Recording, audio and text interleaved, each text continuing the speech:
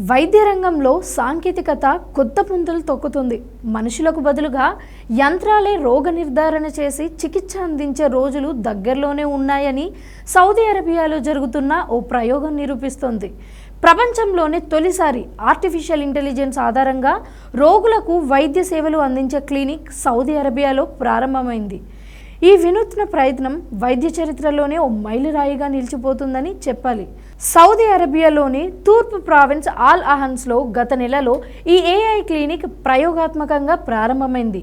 చైనాకు చెందిన వైద్య సాంకేతిక సంస్థ సిన్యా ఏఐ, సౌదీ అరేబియాకు చెందిన అల్ముసా హెల్త్ గ్రూప్స్తో కలిసి ఈ కార్యక్రమాన్ని చేపట్టాయి. ఈ క్లినిక్స్తో రోగులు తమ సమస్యలను ముందుగా ఏఐ డాక్టర్లకు వివరిస్తారు.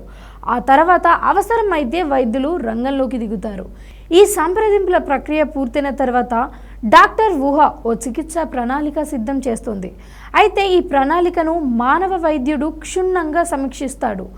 ఆమోద ముద్ర వేసిన తర్వాతే రోగికి చికిత్స ప్రారంభం చేస్తుంది.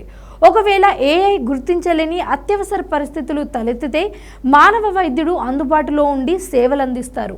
అంటే ఏఐ డాక్టర్లు ప్రాథమికంగా రోగ నిర్ధారణ చికిత్స సూచనలు చేసినప్పటికీ తుది నిర్ణయం మానవ వైద్యుడిదే.